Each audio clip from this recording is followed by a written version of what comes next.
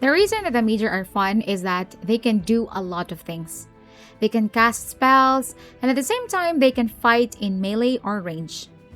Because they can wear armor, they are not squishy compared to the full arcane caster class. Hello guys! Genuine Gaming here, and here is a beginner's guide to the Magus class.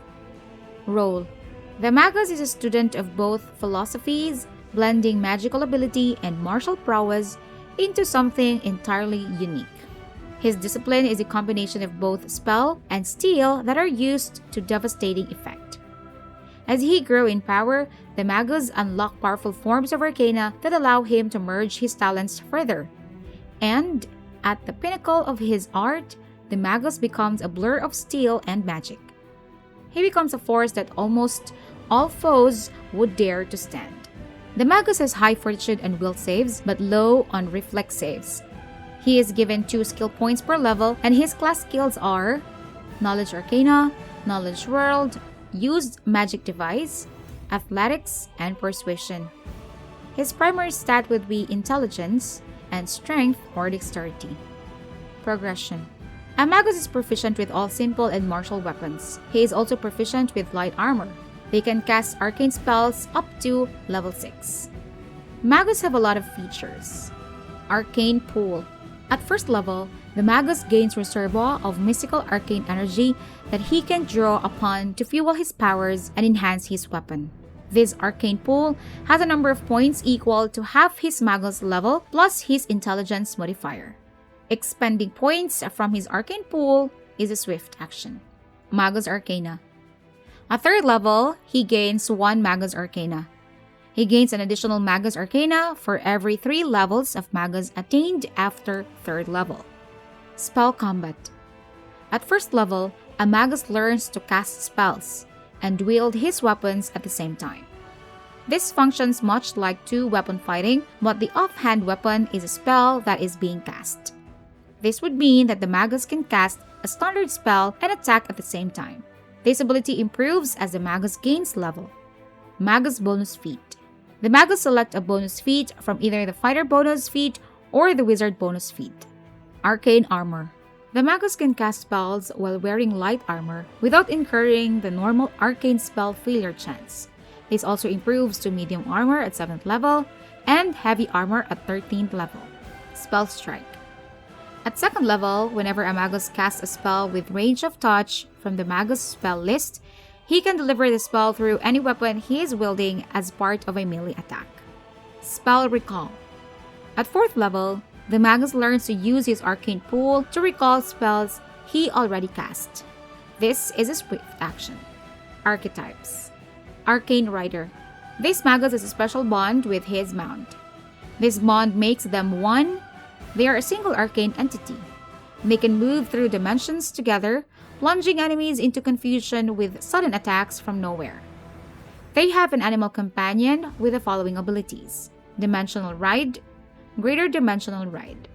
Armored Battle Mage: these Magus learn to move and cast spells in even the most restrictive armors, and have developed new methods to magically enhance their armor. Instead of enhancing his weapon, the Armored Battle Mage enhances their armor. At first level, they can wear medium armor without suffering from spell failure, and it improves to a heavy armor at 7th level. They also have the armor training ability. Eldritch Archer: this Magus uses a bow instead of a sword to bring down his foes. He has a ranged spell strike ability from a normal spell strike. He also has the ranged spell combat ability from a normal spell combat.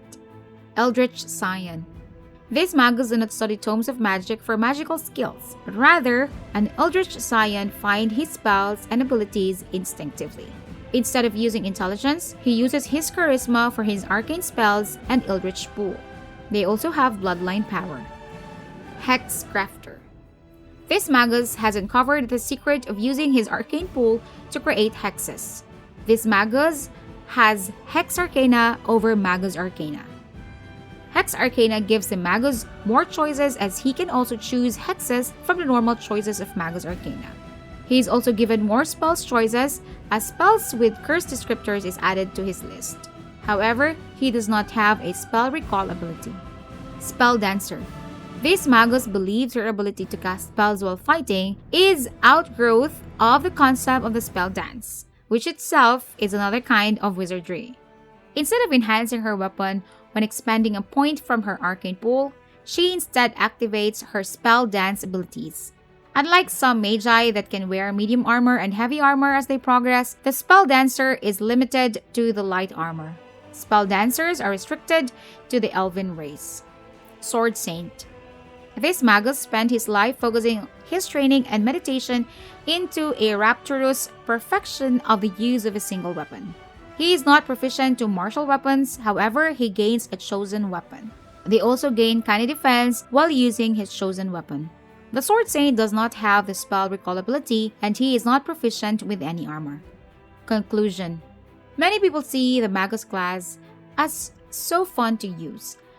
That is why one would see a lot of videos about the Magus class. The reason that they are fun is that they can do a lot of things. They can cast spells, and at the same time they can fight in melee or range. Because they can wear armor, they are not squishy compared to the full arcane caster class. I would avoid choosing Spell Dancer for the archetype.